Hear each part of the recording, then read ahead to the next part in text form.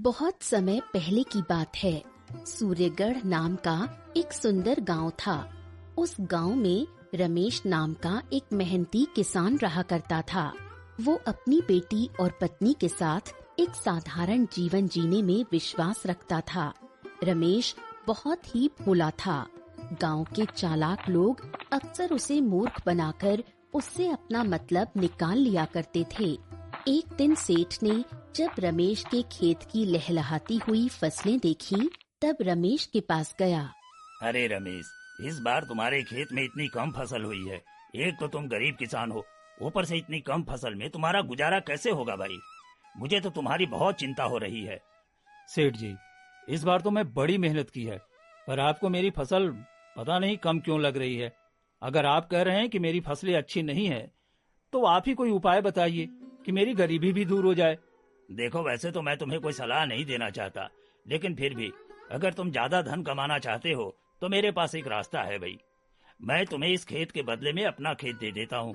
कुछ समय तक तुम मेरे खेत पर काम करना, जब कुछ धन कमा लेना तब हम वापस अदला बदली कर लेंगे। ठीक है सेठ जी, अगर ऐसी बात है तो आप मेरे खेत को ले लीजिए और अपना खेत मुझे दे दीजिए। आप बहुत दयालु हैं, जो मेरी खराब फसलों को भी आप अपनाने को तैयार हैं। अरे, तुम जैसे मूर्ख आदमी से शादी करके मेरी जिंदगी बर्बाद हो गई। तुम्हें पता भी है तुमने क्या किया? एक ही तो जमीन का टुकड़ा था हमारे पास, जिस पर खेती करके हम अपना गुजारा करते थे, और उसे भी तुमने उस लालची सेठ को दे दिया। अरे तुम कुछ नहीं जानती, सेठ जी तो हमारी मदद करने आए हैं।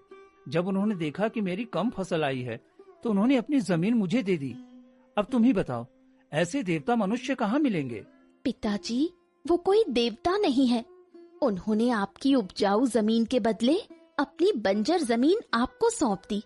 अब देख लेना, आपको वो आपकी जमीन कभी वापस नहीं करेगा।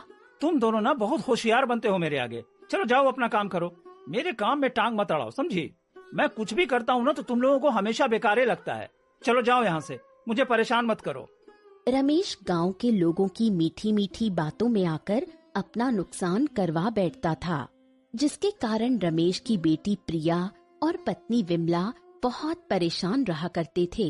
अगर प्रिया और विमला रमेश को कुछ समझाने का प्रयास करते थे तो वो उनकी बात भी नहीं सुनता था। माँ, तुम चिंता मत करो, तुम्हारी बेटी के रहते तुम्हें परेशान होने की जरूरत नहीं है। मैं कुछ न कुछ व्यवस्था करूंगी। अब बापू को तो कुछ नहीं कह सकते, लेकिन अब मुझे ही करना होगा ताकि हमारा घर चल सके। प्रिया को कारीगरी करने का बहुत शौक था। वो बहुत सुंदर दुपट्टे बनाकर तैयार करती थी। उसने सोचा, अगर वो सुंदर दुपट्टे बनाकर किसी व्यापारी को दे दे तो घर में थोड़े बहुत पैसे आ जाएंगे। माँ, देखो, मैंने कितना सुंदर दुपट्टा बनाया है। अगर हम इस दुपट्टे को किसी व्यापारी को दे दें तो इसके अच्छे दाम मिल जाएंगे।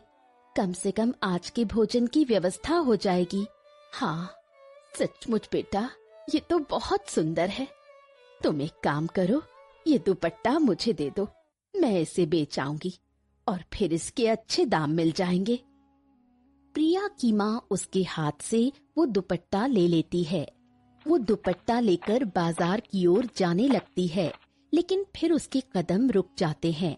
वो एक पेड़ के नीचे जाती है और दुपट्टे को सामने रखकर उसमें आग लगा देती है। यही सच किसी को पता नहीं चलना चाहिए। अगर ये रहस्य किसी के सामने आ गया तो हमारा जीना मुश्किल हो जाएगा। नहीं नहीं, मैं अपने परिवार को और मुसीबत में नहीं डाल सकती। मुझे इस दुपट्टे को अभी मिटाना होगा। प्रिया की माँ जानती थी कि प्रिया के हाथों में अद्भुत रहस्य है और इस रहस्य से प्रिया संकट में पड़ सकती है, इसलिए वो प्रिया का दुपट्टा जला देती है। प्रिया की माँ दुपट्टे को जलता हुआ देखती है और फिर घर चली जाती है। वो काफी मायूस और दुखी थी।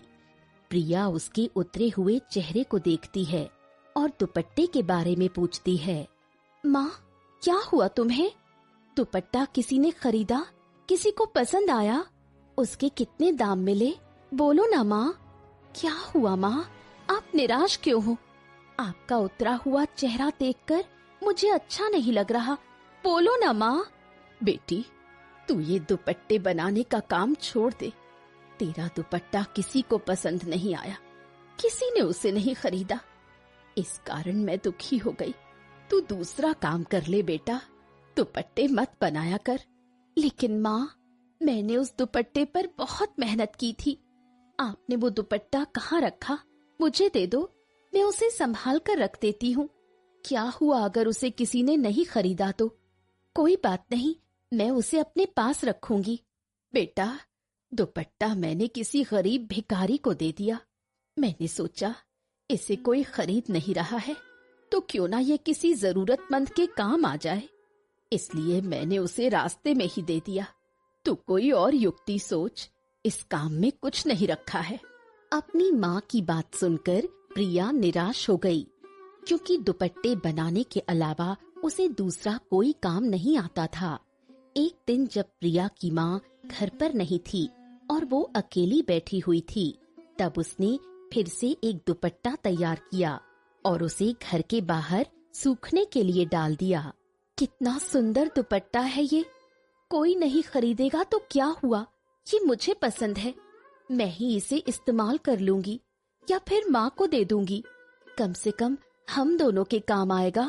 प्रिया घर के अंदर चली गई। बाहर दुपट्टा सूख रहा था। प्रिया घर के कामों में व्यस्त हो गई, इसलिए दुपट्टे को वापस घर में रखना भूल गई। इसी रास्ते से व्यापारी संतराम गुजर रहा था। जब उसकी नजर प्रिया के बनाए हुए दुपट्टे पर पड़ी, तब उसका मन आश्चर्य से भर गया। इतना सुंदर है ये। मैं इतने समय से कपड़ों का व्यापार कर रहा हूँ, लेकिन ऐसी कलाकारी मैंने आज तक नहीं देखी। ऐसी सुंदर चीज तो मेरे पास होनी चाहिए। एक काम करता हूँ, छुप कर देखता हूँ कि आखिर इस दुपट्टे को किसने बनाया है। व्यापारी प्रिया के घर के बाहर छुप गया और इंतजार करने लगा कि कोई घर से बाहर आए, ताकि वो उस कलाकार के बारे में जान सके जिसने ये नायाब दुपट्टा तैयार किया है। थोड़ी देर बाद जब प्रिया को ध्यान आया कि उसने घर के बाहर दुपट्टा सूखने के लिए डाला है, तो वो घर से बाहर दुपट्टा लेने के लिए आई। अच्छा, तो ये है वो कलाकार जिसके हाथों में जादू है, जिसने इतना सुंदर दुपट्टा तैयार किया है कि ये दोबारा नहीं तैयार किया जा सकता। मैं ये काम करता हूँ, इसको मुंह मांगी कीमत देकर इसे खरीद लेता हूँ। व्यापारी प्रिया के पास पहुँचा और उससे उसकी कला के बारे में पूछने लगा। अद्भुत! देखो, मैं कपड़ों का व्यापारी हूँ, लेकिन ऐसी कला मैंने आज तक नहीं देखी। क्या इसे तुमने बनाया है? तुमने ये कला कहाँ से सीखी है? मैंने इस दुपट्टे को स्वयं अपने हाथों से बनाया है। क्या सचमुच आप मेरी कला की इतनी प्रशंसा कर रहे हैं? क्या ये दुपट्टा आपको पसंद आया? ये बहुत सुंदर है। मैं इसे खरीदना चाहता हूँ। बताओ, इसकी कीमत क्या है? मैं तुम्हें मुंह मांगी कीमत देने को तैयार हूँ। तुम बस दुपट्टा मुझे दे दो। व्यापारी प्रिया को बहुत सारा धन देता है और बदले में उससे वो दुपट्टा खरीद लेता है। प्रिया पैसे पाकर बहुत खुश होती है। उधर व्यापारी आगे बढ़ने लगता है। रास्ते में अंधेरा होने के कारण वो तेजी से चल रहा था। तभी दो डाकू व्यापारी के पास आते हैं। अरे व्यापारी, कहाँ भागा जा रहा है? तेरे पास तो बहुत धन दिखाई देता है। सारा धन हमें दे दे, नहीं तो हम तुझे यही मार देंगे। चुपचाप सारे पैसे निकाल। नहीं नहीं, तुम लोग मुझे जितना धनवान समझ रहे हो, मैं उतना धनवान नहीं हूँ। मैं तो साधारण कपड़ों का व्यापारी हूँ। मेरे पास तो कुछ भी नहीं है। मैं सच कह रहा हूँ।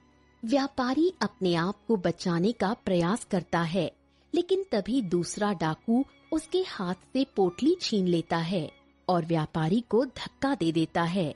दोनों डाकू व्यापारी को लूटकर वहाँ से भाग जाते हैं। हाय हाय, ये क्या हो गया? अब तो मेरे पास कुछ भी नहीं बचा। अब मैं घर कैसे जाऊंगा? मेरे इतने दिनों की मेहनत वो डाकू लूट कर ले गए। कुछ समझ में नहीं आ रहा, क्या करूं? यहाँ से नहीं, यहाँ से न पीछे जा सकता हूँ न आगे बढ़ सकता हूँ। तभी व्यापारी की नजर प्रिया के बनाए हुए दुपट्टे पर पड़ी। डाकुओं ने दुपट्टे को बेकार समझकर वहीं पर फेंक दिया। व्यापारी ने वो दुपट्टा उठा लिया। उसने सोचा अगर कोई रास्ता नहीं निकला तो वो दुपट्टे को बेच देगा। व्यापारी निराश होकर आगे बढ़ने लगा। चलते चलते वो एक नगर में पहुंचा। उसके पास खाने को कुछ भी नहीं था। भूख तो बहुत तेज लगी है, खाने को भी कुछ नहीं है। एक काम करता हूँ, इस दुपट्टे को नगर के राजा के पास लेकर जाता हूँ। हो सकता है उन्हें ये पसंद आ जाए और वो बदले में मुझे कुछ पैसे दे दें। व्यापारी नगर के राजा के दरबार पहुंचा, जहां घमंडी राजा अपने सिंहासन पर बैठा हुआ था और रानी भी उस दरबार में मौजूद थी। कहो व्यापारी, तुम यहाँ क्या करने आए हो? दरबार ने हमें बताया है कि तुम्हारे पास कोई नायाब चीज है जिसे तुम हमें दिखाना चाहते हो।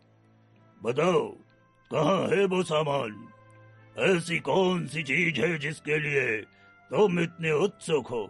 महाराज, आप भी इस उपहार को देखेंगे तो जरूर बहुत खुश होंगे, क्योंकि ये एक अद्भुत कला है और इसे मैं बड़ी मुश्किल से आपके लिए लेकर आया हूँ।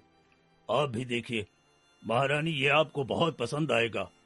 व्यापारी राजा के सामने दुपट्टे का प्रदर्शन करता है। राजा सचमुच दुपट्टे को देखकर चौंक जाते हैं, क्योंकि ऐसी कला उन्होंने अपने जीवन में कभी नहीं देखी थी। सचमुच सचमुच ये तो बहुत ही अद्भुत और सुंदर है। इसे तुम कहाँ से लेकर आए? आप क्या कहती हैं महारानी, क्या हमें इसे खरीद लेना चाहिए? यह सचमुच बहुत अद्भुत लग रहा है।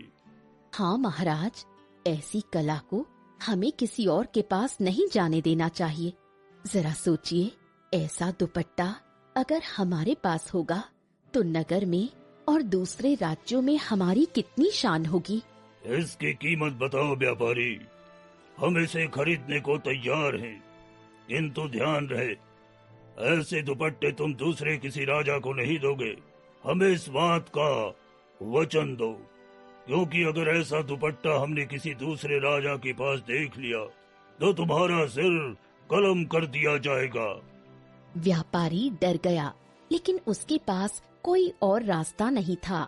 उसने राजा से वादा किया कि वो इस प्रकार के दुपट्टे को दूसरे किसी राजा को नहीं देगा। राजा ने व्यापारी को धन दे दिया और व्यापारी जल्दी से वो नगर छोड़कर चला गया। उधर राजा और रानी दुपट्टे को देखकर खुश थे। ये बहुत अच्छा है, मैं इसे अभी ओढ़ कर दिखाती हूँ। आप देखिए और बताइए मुझ पर कैसा लगता है। मैं तो कहती हूँ हम ऐसे 2-4 दुपट्टे और बनवा लेंगे ताकि हमारे पास कोई कमी ना हो। रानी जैसे ही उस दुपट्टे को ओढ़ती है, ठंड से कांपने लगती है। अरे महाराज, ये तो केवल देखने में ही सुंदर नहीं, बल्कि इसके तो गुण भी अद्भुत हैं। इसे ओढ़ने पर ठंड लग रही है महाराज। मेरा तो पूरा शरीर ठंडा हो चुका है, बहुत ठंड लग रही है। अरे महारानी, आप किसे मूर्ख बना रही हैं? ये दुपट्टा देखने में तो सुंदर है, लेकिन भला इसे ओढ़ने से आपको ठंड कैसे लग सकती है? आप जरूर नाटक कर रही हैं। लाइए, इसे मुझे दीजिए, मैं ओढ़ कर देखता हूँ। अभी दूध का दूध और पानी का पानी हो जाएगा। राजा दुपट्टे को ओढ़ते हैं। अरे ये क्या, ये तो बहुत गर्मी दे रही है। ऐसा लग रहा है जैसे मेरे पूरे शरीर में आग लग गई है। ये तो बड़ा ही जादुई दुपट्टा है। कहीं ऐसा तो नहीं कि उस व्यापारी ने हमारे साथ कोई खेल खेला है? महाराज, सचमुच ये बहुत अद्भुत बात है कि जब मैं इसे ओढ़ती हूँ तो मुझे ठंड लगती है और आप ओढ़ते हैं तो आपको गर्मी लगती है। महाराज, वर्षों पहले मैंने सुना था कि ऐसी कला बहुत कम लोगों के पास होती है। इस पूरे संसार में मात्र 1% लोग ही इस प्रकार की कला से वस्त्र तैयार कर पाते हैं। अगर ऐसा है तो फिर हमें उस कलाकार को पकड़ लेना चाहिए। ये कला केवल हमारे राज्य तक सीमित होगी। मैं इसे किसी दूसरे राजा के पास बिल्कुल नहीं जाने दूंगा। सैनिकों, सैनिकों! राजा की आवाज देते ही 2 सैनिक दौड़ते हुए राजा के पास आए। जी महाराज, जी महाराज, आपने मुझे बुलाया। हम आपके सामने प्रस्तुत हैं। आदेश कीजिए महाराज, आदेश दीजिए। आपके एक आदेश पर हम अपनी जान दे सकते हैं। सैनिकों, जाओ और उस व्यापारी को ढूंढ कर लाओ जो 2 दिन पहले महल में आया था। वो बचना नहीं चाहिए। उसे किसी भी हाल में ढूंढ कर हमारे सामने लाओ।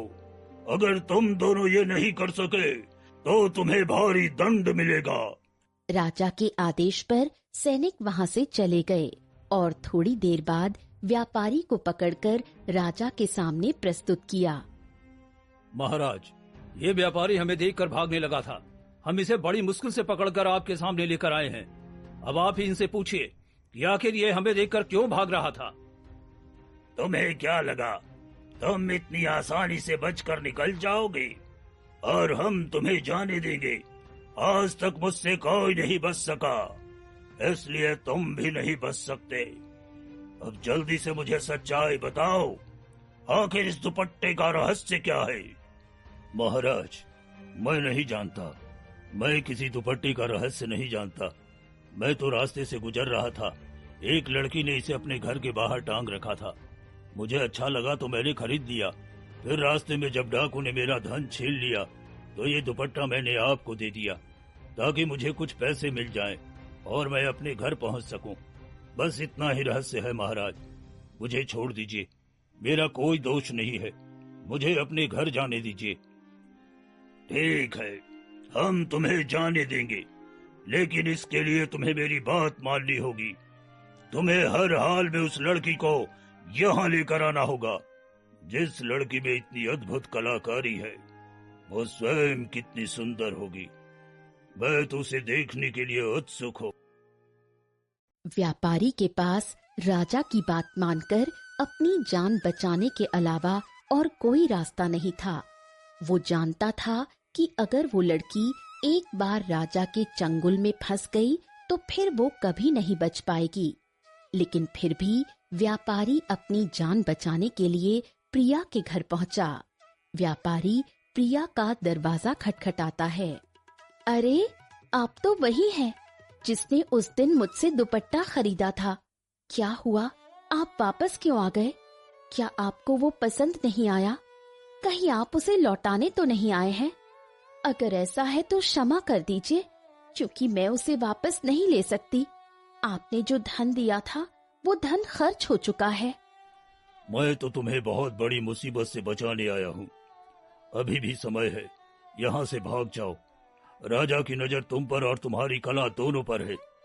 एक बार अगर वो तुम्हें पकड़ लेंगे तो तुम्हारा बचना मुश्किल हो जाएगा। व्यापारी वहाँ से चला जाता है। प्रिया की माँ व्यापारी और प्रिया दोनों की बातें सुन लेती है। इसलिए मैं तुझसे कहती थी, तू इस प्रकार के काम मत किया कर, दुपट्टे मत बनाया कर। मैं जानती थी कि तेरी ये कला एक दिन हमें किसी मुसीबत में डाल देगी। मैंने तुझे कितना समझाया था, पर तूने मेरी बात नहीं सुनी। तभी 2 सैनिक प्रिया के घर में घुस गए। राजा का आदेश है, तुम हमारे साथ चलो। अगर तुम हमारे साथ नहीं गई तो तुम्हें और तुम्हारे परिवार को बंदी बना लिया जाएगा। नहीं नहीं, ऐसा मत करो, हमें माफ कर दो। हम गरीब लोग हैं। मेरी बेटी को कहीं मत लेकर जाओ। मेरी बेटी बहुत मासूम है। हमसे कोई भूल हो गई है तो इसका दंड मुझे दे दो, लेकिन मेरी बेटी को छोड़ दो। प्रिया सैनिकों के साथ जाने के लिए तैयार नहीं होती, लेकिन सैनिक जबरदस्ती प्रिया को राजा के सामने ले जाकर प्रस्तुत करते हैं। प्रिया की सुंदरता को देखकर राजा उस पर मोहित हो जाता है। कल्पनाओं से भी अद्भुत सुंदर लड़की, समझ में नहीं आता कि तुम्हारी कला की प्रशंसा करूं या तुम्हारे खूबसूरत चेहरे की। तुम बेहद खूबसूरत हो। तुम्हारी जैसी सुंदर स्त्री मेरी पत्नी होनी चाहिए। हट जा दुष्ट राजा, तू मेरा पति बनने के योग्य नहीं है। मैं तुझसे कभी विवाह नहीं करूंगी, इसलिए मुझे अपनी पत्नी बनाने के सपने कभी मत देखना। प्रिया की बात सुनकर राजा को बहुत गुस्सा आया। राजा समझ जाता है कि प्रिया उसकी बात मानने वाली नहीं है। राजा सोचता है कि अगर इसे जाने दिया तो ये कभी लौटकर नहीं आएगी, इसलिए राजा प्रिया को जेल में बंद करवा देता है।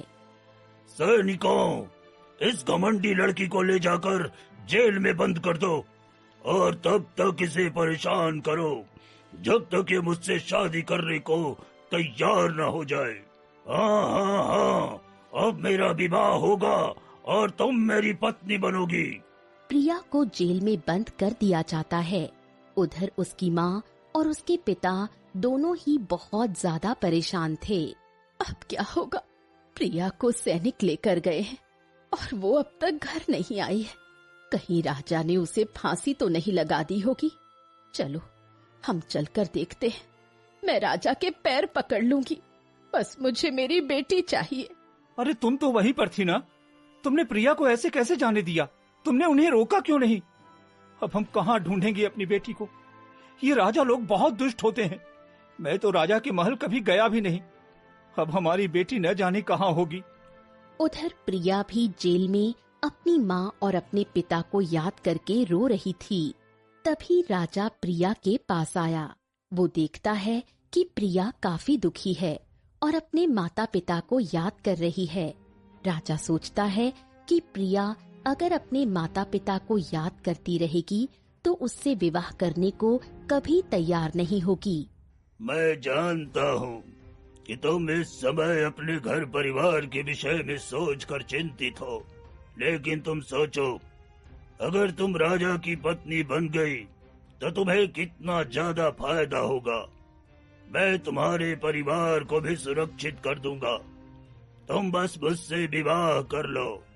हरगिज नहीं, मैं तुम जैसे दुष्ट राजा से कभी विवाह नहीं करूंगी, चाहे इसके लिए तुम मेरे प्राण ही क्यों ना ले लो। लेकिन मैं तुमसे कभी विवाह नहीं करूंगी। चले जाओ यहाँ से। प्रिया की बातें सुनकर राजा को बहुत गुस्सा आया, लेकिन वो वहाँ से चला गया। राजा बहुत कोशिश करता है कि प्रिया उससे शादी करने के लिए तैयार हो जाए, लेकिन राजा की सारी कोशिशें ही बेकार थीं। प्रिया राजा से शादी करने के लिए तैयार नहीं थी। मुझे कुछ ऐसा करना होगा जिससे ये लड़की हार मान ले और मेरी महारानी बन जाए। क्यों न मैं इसके सामने ऐसी शर्त रखूं जिसे ये कभी पूरा न कर पाए, और इस प्रकार एक के बाद एक हार, अंत में वो मजबूर होकर मुझसे विवाह कर लेगी। काफी सोच विचार करने के बाद राजा प्रिया के लिए 3 चुनौतियां तैयार करता है। वो प्रिया के पास अपनी शर्तें लेकर पहुंचा। ठीक है, अगर तुम मुझसे विवाह करने के लिए तैयार नहीं हो तो मैं तुम्हें एक शर्त पर घर वापस जाने दे सकता हूँ। अगर तुम मेरी ये शर्त पूरी कर देती हो तो फिर तुम्हें यहाँ से वापस जाने से कोई नहीं रोकेगा। बताओ मुझे क्या करना होगा? तुम्हारी शर्त क्या है? मैं तुम्हारी सारी शर्तें पूरी करूंगी, बस मुझे मेरे माता पिता के पास वापस जाने दो। ये लो मिट्टी और इसे एक तोता बनाओ। वो तोता कोई साधारण तोता नहीं होना चाहिए, बल्कि ऐसा तोता बनाओ जिसमें जान हो, जो बोल सके। हाँ बोलो, क्या तुम्हें ये स्वीकार है? क्या तुम ऐसा कर पाओगी? ये आखिरी रास्ता है जो तुम्हें तुम्हारे घर तक लेकर जाएगा। राजा प्रिया के पास मिट्टी का ढेर रखकर चला जाता है। प्रिया राजा की बातें सुनकर दुखी थी, क्योंकि वो जानती थी कि भला मिट्टी के बने हुए तोते में जान कैसे हो सकती है। राजा हर संभव प्रयास कर रहा है ताकि मैं हार मान लूं। अगर मुझे अपने घर वापस जाना है तो मुझे राजा की इस शर्त को पूरा करने में अपनी जान लगा देनी होगी। प्रिया ने मिट्टी से एक बहुत सुंदर तोता बनाया। वो जानती थी कि तोता बोल नहीं सकता। जब तक तोता बोलेगा नहीं, राजा उसे जाने नहीं देगा। मिट्टी के तोते को देखकर प्रिया की आंखों में आंसू आ गए। काश तोते तुम बोल पाते तो मैं अपने घर जा सकती थी, अपने माता पिता से मिल सकती थी। इतने दिनों की कैद न जाने कब समाप्त होगी। तुम भी यही मेरे साथ कैद हो गए हो। काश तुम में जान होती। प्रिया की आंखों से आंसू बह रहे थे। जैसे ही उसकी आंसुओं की बूंदें तोते के ऊपर गिरीं, तोता जीवंत हो उठा। वो बोलने लगा। तोता इधर उधर भागने लगा। तुम अपने घर जरूर जाओगी, तुम अपने घर जरूर जाओगी। एक दिन इस दुष्ट राजा का अंत जरूर होगा, तुम्हारी कैद समाप्त हो जाएगी। तभी राजा वहाँ पर आया। उसने देखा कि प्रिया ने मिट्टी का तोता बनाया और वो बोल सकता है, मैंने तुम्हारी शर्त पूरी कर दी है। अब तुम मुझे यहाँ और अधिक समय तक कैद करके नहीं रख सकते। मुझे यहाँ से जाने दो। तुमने मुझे मिट्टी से सजीव तोता बनाने को कहा था, वो तोता तुम्हारे सामने है। मुझे मूर्ख बनाने की गलती मत करो। मैं जानता हूँ ये तुमने नहीं किया है। ऐसा नहीं हो सकता। ये तोता तुमने नहीं बनाया है, बल्कि ये तो कहीं से उड़ कर आया है। तुम झूठ बोल रही हो, इसलिए तुम शर्त हार चुकी हो और अब मैं तुम्हें यहाँ से जाने नहीं दूंगा। राजा ने जानबूझकर प्रिया को झूठा साबित कर दिया ताकि वो अपने घर वापस जाने की जिद छोड़ दे और राजा से हार मानकर उनसे विवाह कर ले। राजा ने तोते को उठाकर गुस्से में दूर फेंक दिया और वहाँ से चला गया। बेचारी प्रिया, अब उसके पास जेल में बंद रहने के अलावा और कोई रास्ता नहीं था। उधर राजा रानी के पास पहुंचा। महाराज, आखिर आप उस लड़की से क्या चाहते हैं? क्या सचमुच आप उसके साथ विवाह करके उसे मेरी जगह देने वाले हैं? अगर ऐसा है तो एक बात सुन लीजिए महाराज, मैं उस लड़की को नगर की महारानी कभी नहीं बनने दूंगी। मूर्ख रानी, तुम उस लड़की प्रिया और उसके गुणों के आगे कुछ नहीं हो। यदि तुम इस महल में रहना चाहती हो तो अपना मुंह बंद रखो, नहीं तो तुम्हें भी यहाँ से बाहर कर दिया जाएगा। मुझे सोचने दो, आखिर मैं उस लड़की को विवाह करने के लिए कैसे बनाऊं। जाओ यहाँ से। रानी दुखी होकर अपने कक्ष में वापस चली गई और जानती थी कि एक बार राजा अगर कुछ सोच ले तो वो उसे पूरा करके ही दम लेता है। रानी के पास अब चुप बैठने के अलावा और कोई रास्ता नहीं था। उधर प्रिया बहुत ज्यादा बीमार और दुखी रहने लगी थी। मैंने सुना है कि तुमने कई दिनों से भोजन नहीं किया है। क्या तुम इसी जेल में अपने प्राण त्याग देना चाहती हो? यदि ऐसा है तो मैं तुम्हें ये भी नहीं करने दूंगा। ठीक है, मैं तुम्हें एक और चुनौती देता हूँ। मेरे लिए एक जीवंत मोर तैयार करो। नहीं राजा, अब मैं तुम्हारे लिए कुछ नहीं करूंगी, क्योंकि तुम धोखेबाज हो। जब मैं तुम्हारी शर्त पूरी कर देती हूँ तो तुम अपने वादे से मुकर जाते हो। इसलिए अब मैं तुम्हारी कोई बात नहीं मानूंगी। अगर इस जेल में मेरे प्राण निकलने हैं तो निकल जाएं। राजा के हठ करने पर प्रिया मोर बनाने के लिए तैयार हो गई। कई दिनों की मेहनत के बाद प्रिया ने मिट्टी का मोर बनाया। वो मोर देखने में बहुत सुंदर लग रहा था।